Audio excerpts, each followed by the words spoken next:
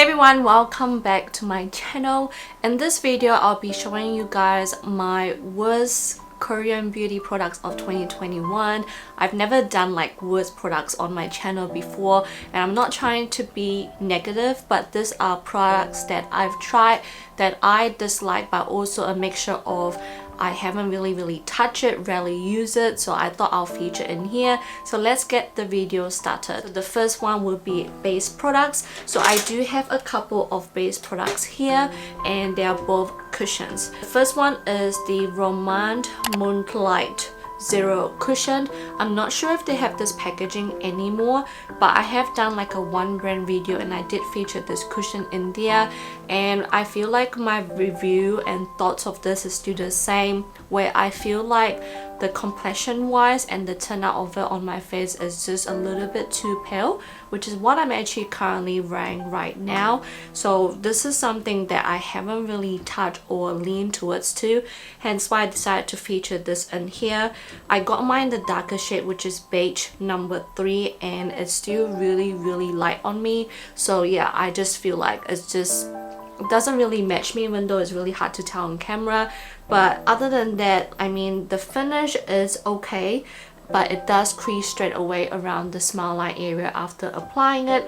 But everything else looks really nice, really smooth still, but again, it's just the color just doesn't suit me at all. Second one is by this brand CORINGCO, and I got this maybe a couple of months ago, and this is their Cherry Blossom Water Light BB cushion, and this is the darker shade number 23, and I believe that they only have 2 different shades of this, and unfortunately again this is just too light on my skin. And not only that, this one do not last long at all. Like it even doesn't even last like the bare minimum. Like that's how much this cushion is just not good for me at all, and straight away it just gives me a really bad finish like after a couple of hours of using this, from like lots of creasing on my face to it just disappearing to a lot of just, it pretty much just make my skin look like I'm just cracking, you know. That's how bad it is, and I have really dry skin. So even though this is moisturizing, however the turnout of this and the longevity is just not good enough for me. For the concealer, I do have one, and this is by the brand KARADIUM, and this one is actually like a duo. I believe I got mine a little bit too light, and this is in number 1. Now I know that I've featured this in one of my videos as well, and I did talk about the brush application, but the more I use it, I feel like I don't really like it anymore because it takes such a long time, and it does give you some brush stroke when you try to like rush it or, you know, try to blend out a little bit more. But this concealer, it is creamy, but I feel like it's a little bit too light for me, so I haven't been leaning towards it. Onto the brows, I do have a couple of products here, and the first one is this peripera Speedy Skinny Brow in the color number dark brown. Now the shade suit me, however I feel like it just takes me a long time to do my brows with this particular product because it is super skinny and thin. So it's just, I just feel like I have to be very careful every time I apply this, because if not, I will actually end up seeing lots of lines on my brows, even though it does have a brush at the end of the eyebrow pencil. But again, I just feel like for the way I like to apply my makeup and how thick I like my brows to be, this just takes a really long time for me to actually apply. The second one is this Etude House Drawing Eyebrow Heart Pencil, and I feel like I've had this for a few months now. However, I haven't really, like, as you can see, barely touched it, didn't even sharpen it at all, and yeah, this is how much I haven't really used it. I did use it now on my brows right now, and this is in the color, I don't even know what color this is, but yeah, the reason why I decided to get this because I thought it might remind me of, like, you know, the Shu Uemura heart pencil, but no, the formula is completely different, and I feel like with this one it doesn't really build up, if that makes sense. Like once you apply, it's just there, like you can't really lay it that much, because when it comes to eyebrow pencil, I like to make sure that I take my time, make sure that it's very light, and then darken it up. But this one is just pretty much like one tone where you can't really build up or you can't lighten it at the same time. And also when it comes to eyebrow pencil, I prefer having like a brush at the end as well. And obviously this is completely different product, but yeah, it doesn't have a brush.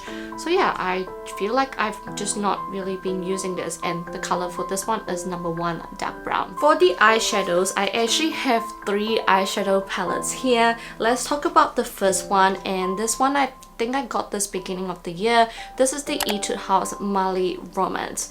From the palette, you can see it has really nice pink, rosy, mauvey shades in them, but I unfortunately haven't really been touching this. I guess because there are other palettes that I tend to lean towards, and I feel like this year I was more interested into just trying like brown toned makeup products. So with this rosy pink shade, I just barely use it. But what I end up actually using this for is for like the blush. So I use these 2 products together to complete this blush look here, and then this 2 shimmery shade combined to create highlighter. So instead of using this as an eyeshadow palette, I've been using it more as a base product with blush and highlighter, which I feel like I guess I can use it for that, but I just feel like it just defeats the purpose of using it as an eyeshadow palette. And yeah, I just rarely touch it. Not necessarily I dislike it, but it's just something that I haven't really touched, so maybe I should try and use a little bit more this year. Speaking of Etude House, I do have another one, and this is like one of their latest, I guess. This is the Dusty Cat, and again it has like this really nice beigey shades, brown shades. But comparing this with some of my other brown tone eyeshadow palette, this is not something I've been leaning towards to, because I feel like the colors here are just too sheer and light for me for my everyday use. So this is something that I don't see myself using it as often, even though I only got this like maybe a month or 2 months ago. But yeah, it's just not something I'm leaning towards too. Just feel like Etude House is just not up my alley this year. Last year, unfortunately, because I have another Etude House one, and this is the Play Color Eyes. I know, shocking, because I usually do love their Play Color Eyes collection. This is their latest one, which is the Autumn Closet, and let me tell you, the colors straight away, like even before buying this, I was already like uninterested, but I wanted this in my collection because I like to have all of the Play Color Eyes collection to actually do more looks, more comparisons and stuff, because I do love that collection. However, this is something I already know that I'm not going to use or lean towards, because again, this really reminds me of the Dusty Cat, where the colors just feel very pale on me and everything just look pretty much the same for me, because as you can see, they're all very cool tone, and I'm not a cool tone type of girl, and I just feel like I just won't touch it at all. Like I've only used this like twice and that's it, and I feel like it doesn't give me the makeup look that I want to achieve. I like makeup look where it's like a bit semi-smoky, it's semi-dark, a bit like this, what I'm wearing right now, and I feel like this palette just won't help me achieve this at all, unfortunately. Last one is this Dear Dahlia palette, and Dear Dahlia, I do love their lip products, but when it comes to eyeshadow palette, for the price, I honestly just don't feel like this is worth it at all. Now this one is the Dear Dahlia Blooming Edition Garden of Light palette Dusk, and obviously it has a lot of brown tone shade, which I love, but when it comes to this one, I feel like it just has a lot of fallout, and it does take a lot of time to actually build up the color for the price. For the price, I expect it to have like an instant opaque eyeshadow finish, but with this, not only do I have to get rid of the fallout, I have to actually build it up and lay it up to get the colors I want to achieve. I was really excited for this green one, but I feel like it's just a little bit bland on me, so this is something I rarely been using, even though like the packaging is beautiful, but it's very unfortunate.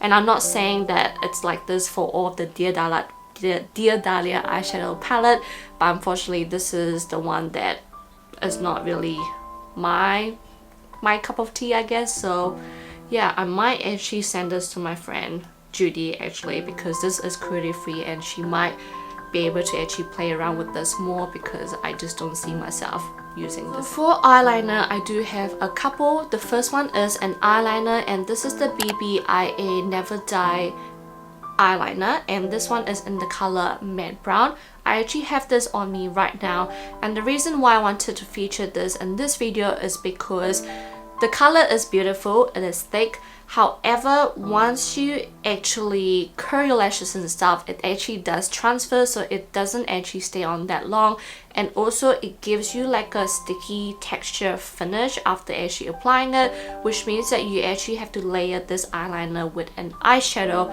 on top, which is what I did. So I applied this, and then I have to apply like a dark brown eyeshadow on top to remove the stickiness of the eyeliner.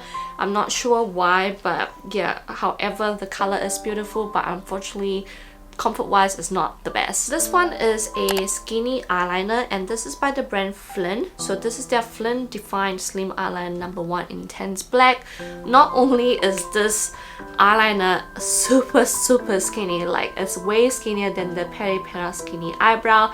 This is so skinny, and also it has already dried up, unfortunately. Like, yeah, so I can't really use it at all. Like, there's no, oh, see, on here is fine, but actually trying to using it for tight line, no colors came out. So yeah, it's not something I would actually use on top of my eyes, because I don't use liner like this to line my eyes at all. I use like liquid eyeliner because it's what I'm comfortable with. But yeah, unfortunately this is not my best friend. When it comes to like bronzing my face or contouring, I have been trying quite a bit of products this year, I mean sorry, 2021, and there are 3 products that will probably shock you guys, but yeah, it's mainly because of the colors.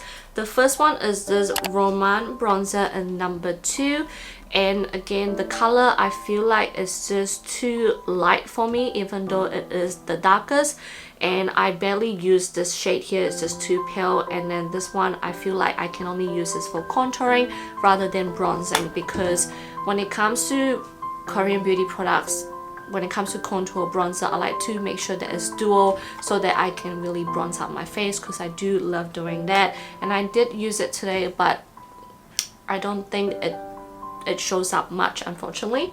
The Etude House Face Color Shading, I have this one here, and I don't know what color this is, but again, this one here is not because I don't like it, but I prefer the other one more, which I featured in my Best of Makeup 2021 for Etude House. So this is something that I barely use, but if you're trying to find something smaller, I would recommend this one, to be honest, but it's just something that I just haven't been leaning towards because I prefer the other one. Now with this one will probably shock you guys. This is the Peripera V shading in the new shade number 3 Hazel Grey. I feel like with this one it's just too cool tone, too gray tone for me, like too much of a gray base, because I still love the number 2 so much, even though I didn't feature in my Best of Makeup because there are other bronzer that I've been using. But if I have to pick number 3 or 2, I need number 2 in my collection, which I still have. But I decided to try number 3 because a lot of you guys wanted to see how it looks like. Unfortunately for me, it's just too light, too pale. It's just too one tone for me, and I don't see any difference after using it. So unfortunately 3 is not my go-to, but definitely number 2. For the blush, I only have one product to feature, and this is the 3CE Style Nanda Sheer Liquid Blusher. And I feel like when it comes to this, it just takes me such a long time to apply this because it is like a liquid base, and the applicator for this is so tiny, and you have to apply, like, make sure to apply dots and then smear it out. And the way to actually smear it out is to use a puff, but if you take too long, it stays there or it disappears, if that makes sense. It's just, it takes a bit of time to actually build up and lay up, and I just feel like it's such a hassle. I'd rather stick to like my powder blushes, which I tend to love more. And yeah, so it's just something I haven't been using, and it's too sheer to use as a lip product as well. So just want to let you know, because I think this one is multi-purpose, but I just don't see myself using it. So yeah, unfortunately it's a no-go for me. One last product is a mascara, and this is by the same brand as the cushion I mentioned, and this is the CORINGCO Mak-Cara. It is supposed to curl your lashes, it's supposed to give you a very nice length. However, I feel like I'm only applying this for the sake of applying this, because I don't know, as they say it's a mascara, but I feel like it really does nothing on my eyes. And with this one, it clumps up quite easily as well, doesn't lengthen, doesn't volumize. So yeah, unfortunately it's not really a great mascara for me. Or maybe I just feel like the CORINGCO brand is just not good for me because I already featured 2 products on here. Those are the products that I have to feature in my worst makeup 2021. Let me know what you guys think. Also comment down below products that you haven't touched or haven't really enjoyed this year, I mean 2021 as well, because I would like to know and yeah, see your thoughts. But yeah, I hope you guys enjoyed this video and I'll see you guys on my next video. Bye guys.